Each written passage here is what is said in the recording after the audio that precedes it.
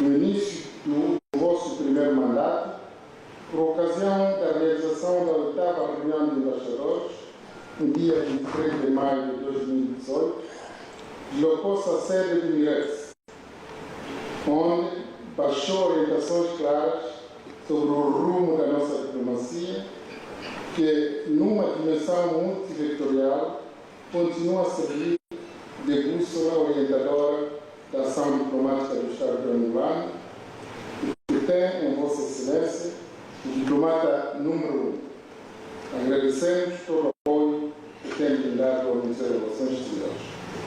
Excelências, viemos de um mandato em que a rede diplomática e consular de Angola viu-se na contingência de atuar perante desafios resultantes da crise econômica que o país vinha vivendo, agravada pelo surgimento da pandemia da Covid-19.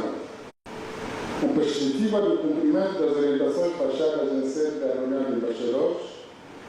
em maio de 2018, o 8º Conselho Consultivo Alargado do Mirex, realizado nos dias 19 e 20 de junho do ano seguinte,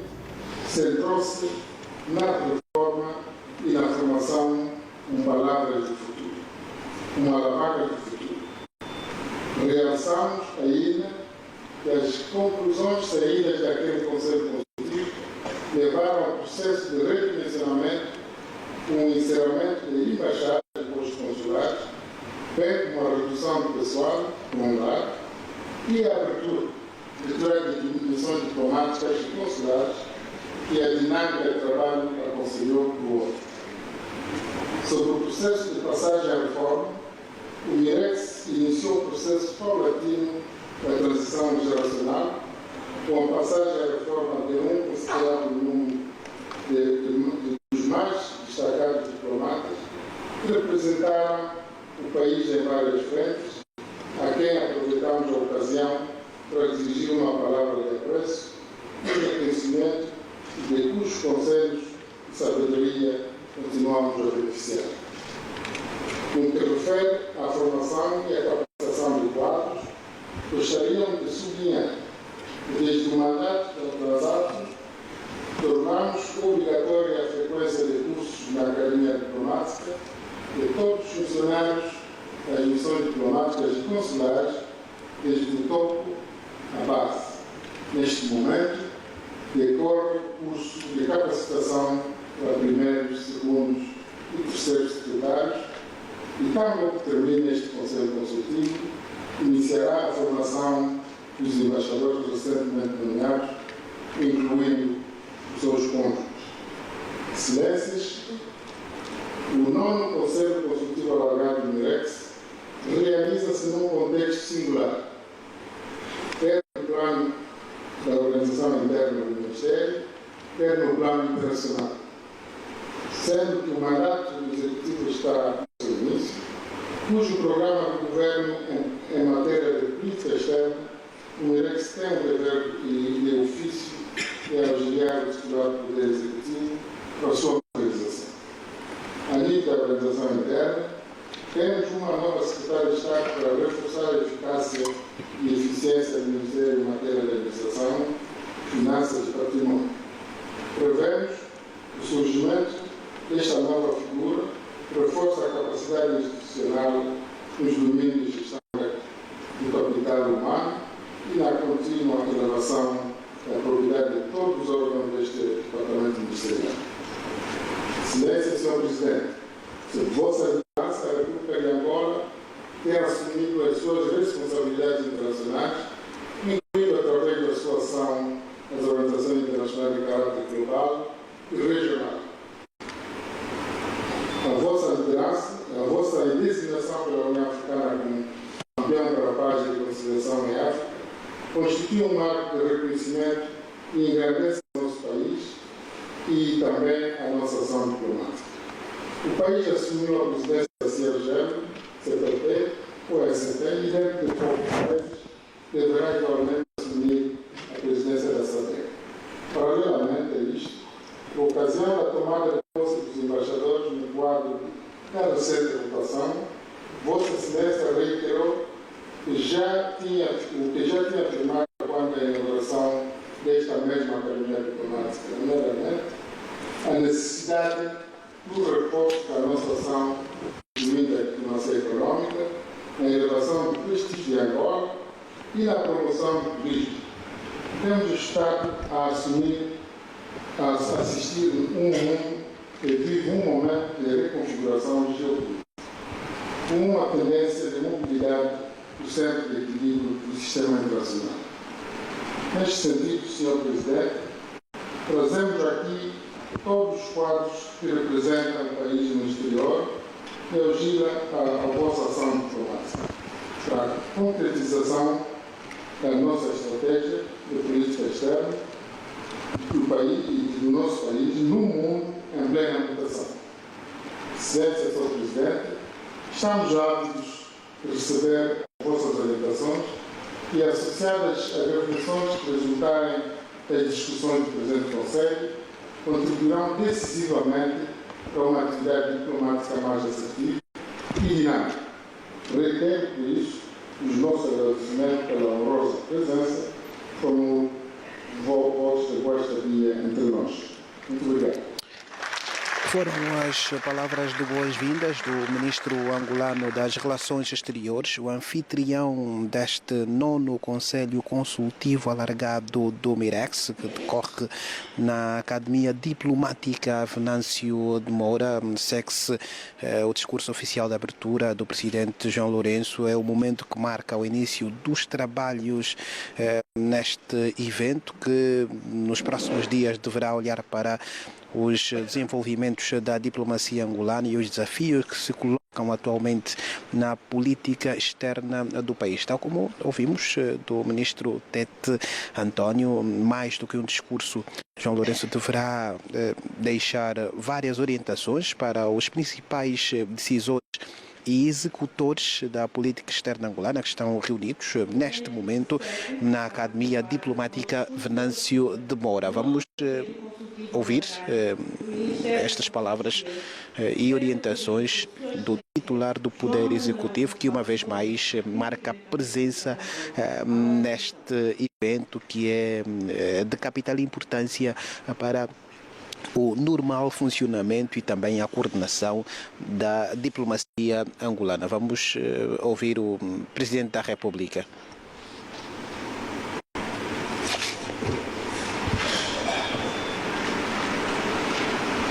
Senhor Ministro das Relações Exteriores, Tete António, Senhor Governador da Província de Luanda, Senhores Ministros de Estado, Senhores Ministros,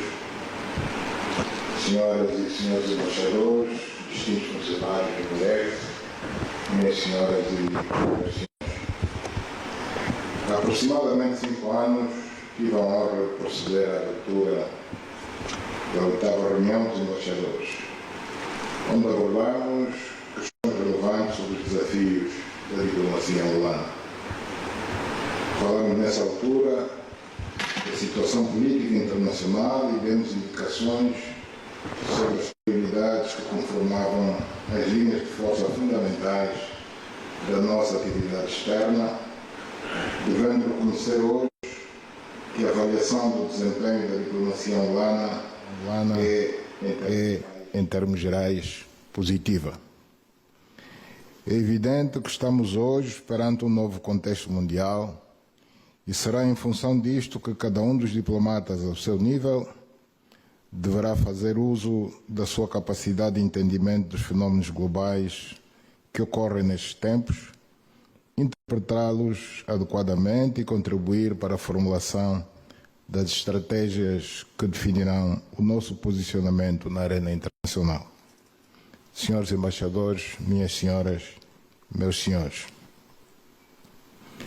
todos nós tivemos a oportunidade de acompanhar a atividade diplomática realizada pelo Executivo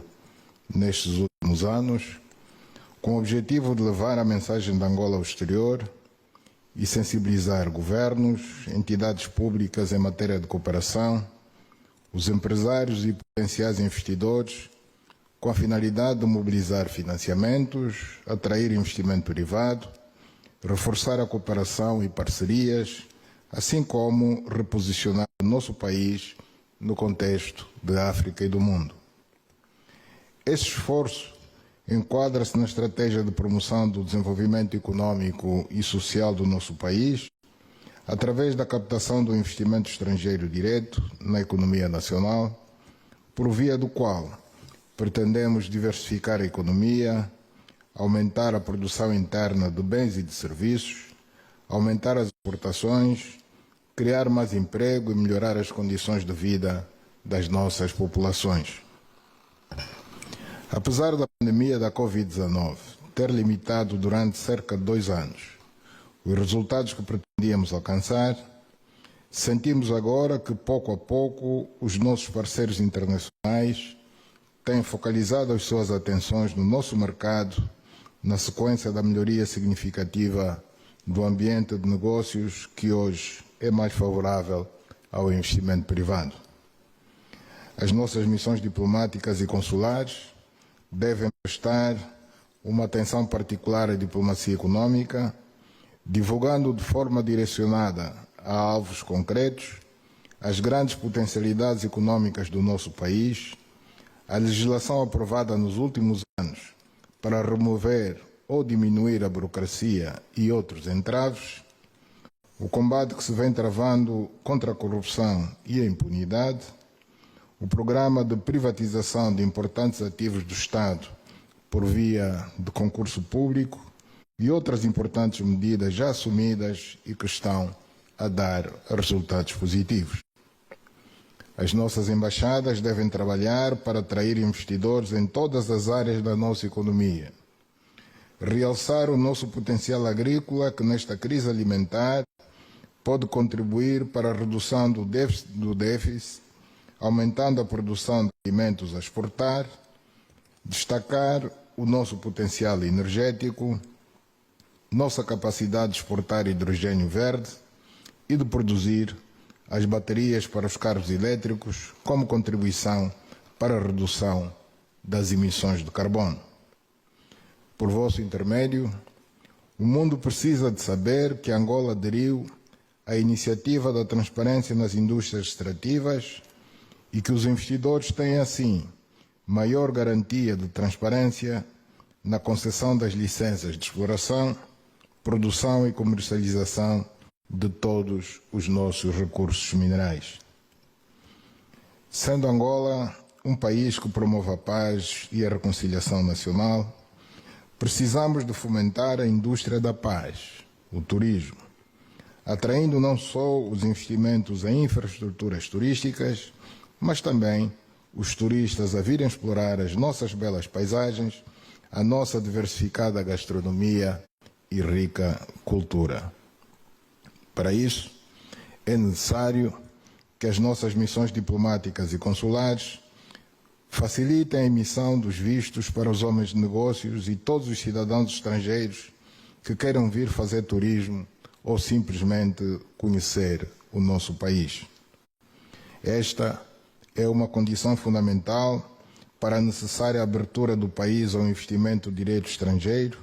e ao turismo internacional.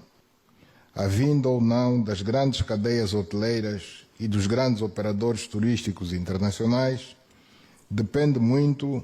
do bom ou mau trabalho exercido por vós,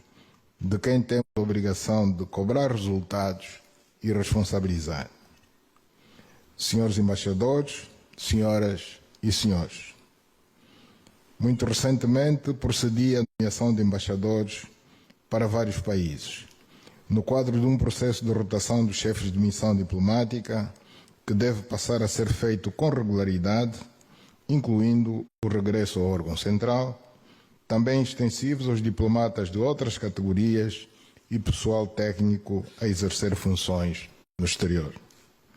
Terão pela frente uma tarefa árdua que deverão procurar exercer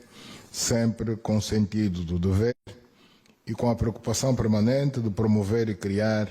uma boa imagem de Angola no estrangeiro,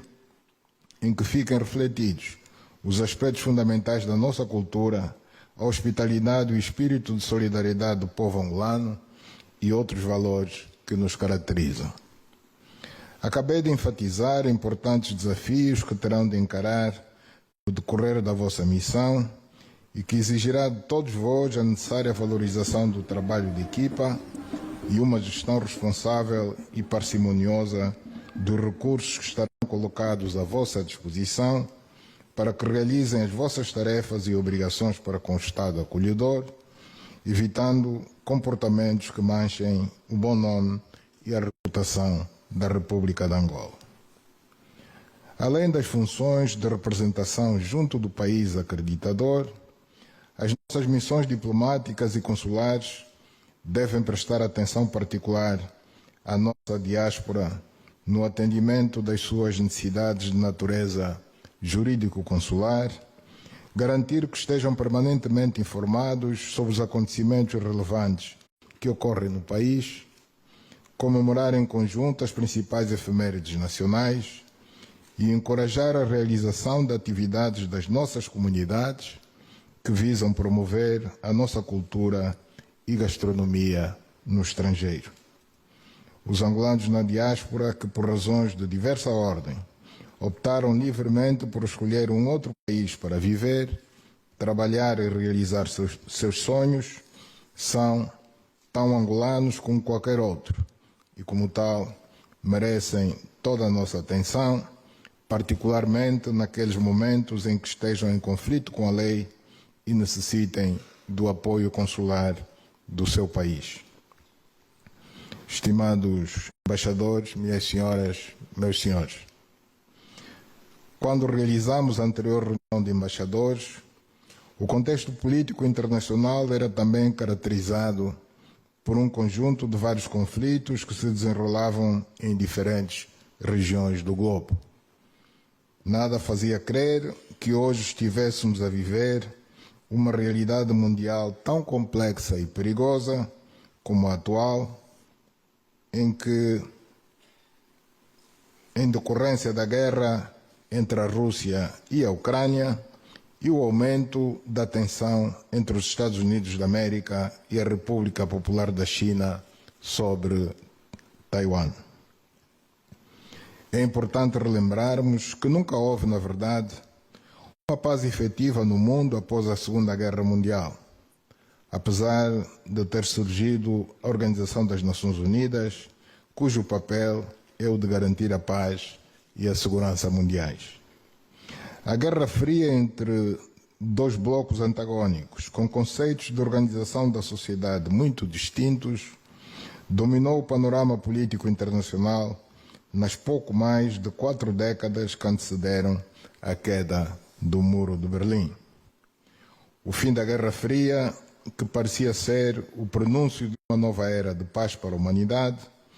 não trouxe consigo, como podemos testemunhar, a harmonia e a concórdia universal almejada por todos os povos do mundo, pois não deixaram de se registrar conflitos por razões sempre ligadas aos interesses de uns, sem ter em conta os interesses de outros. A ausência deste equilíbrio de interesses está na origem de muitos dos males dos nossos tempos e daí a necessidade dos líderes mundiais assumirem a responsabilidade de fazer uma profunda reflexão sobre o papel central e incontornável que as Nações Unidas devem ter, de modo a que os destinos da humanidade sejam construídos na base do escrupuloso respeito e observância das normas do direito internacional e da Carta das Nações Unidas. Clama-se por uma nova ordem mundial, diferente daquela saída da Segunda Guerra Mundial, por esta defender sobretudo os interesses dos vencedores daquele grande confronto, que aconteceu há quase 8 décadas, mas a construção dessa nova ordem mundial, a partir da ordem vigente, não pode ser a qualquer preço, com a perca de milhares de vidas humanas, do aumento significativo de deslocados, de refugiados, da destruição das infraestruturas e do patrimônio dos países, do aumento da fome e da pobreza dos povos, ou pior ainda, da iminência do eclodir de uma guerra nuclear que acabaria com a vida no planeta Terra. Um mundo sem regras é um mundo extremamente perigoso para todos, mesmo para os que se consideram mais fortes e invencíveis. Todos os factos mais recentes ocorridos na arena internacional evidenciam a urgência de se reestruturar o Conselho de Segurança das Nações Unidas, garantindo a presença como membros permanentes de regiões do planeta hoje excluídos, como a África e a América Latina e do Sul, cuja voz não pode ser negligenciada, porque pode ser determinante na tomada de decisões das questões fulcrais, como a paz e segurança, a segurança alimentar, a defesa do ambiente, saúde pública e outros, que têm a ver com a sobrevivência de todos a nível global. Não foram encontradas ainda as soluções seguras e duradouras para as situações de conflitos perigosos e prolongados, como o da Península Coreana e o israelo-palestino, cujas resoluções do Conselho de Segurança vêm sendo desrespeitadas e ignoradas. Nosso próprio continente africano enfrenta inúmeros conflitos armados, alguns internos e outros entre países vizinhos. Na base da nossa experiência, temos procurado ajudar nossos irmãos a debelar os conflitos que afetam seus países, para que dialoguem, negociem a paz e, assim, passarem a dedicar todas as energias e recursos disponíveis ao serviço exclusivo do desenvolvimento econômico e social de seus países. A região dos Grandes Lagos, que abarca um considerável número de países, é bastante rica em recursos minerais, hídricos, florestais e terras aráveis, cujo desenvolvimento vem sendo adiado ao longo de décadas pela instabilidade quase permanente que aí reina. As populações desses países não estão a beneficiar deste grande potencial existente. Embora no leste da RDC atuem vários grupos, abre-se hoje uma janela de oportunidade para o acantonamento, o desarmamento e a reintegração dos elementos do M23. Com respeito do cessar-fogo, em vigor há cerca de um mês, tudo deve ser feito para a efetivação de facto dos passos necessários com a urgência que o caso requer para não se perder esta janela de oportunidade que se abriu. Angola foi vítima da invasão e ocupação de parte do seu território por parte do exército do regime do apartheid da África do Sul. Os angolanos bateram-se no terreno e venceram as sucessivas batalhas que culminaram na do Cuito-Cuanaval. Mas talvez não tivéssemos alcançado a paz definitiva para Angola, a independência da Namíbia, a libertação de Nelson Mandela e a queda do regime do apartheid, se não tivéssemos negociado e assinado os acordos de Nova Iorque. Por isto é que a diplomacia angolana defende a resolução negociada e pacífica dos conflitos, seja de que dimensão e envergadura forem e em qualquer continente. O mundo acompanha com muita preocupação o eclodir da guerra da Rússia contra a Ucrânia e a anexação de territórios de um país independente, situação que Angola condena. Apelamos a um cessar-fogo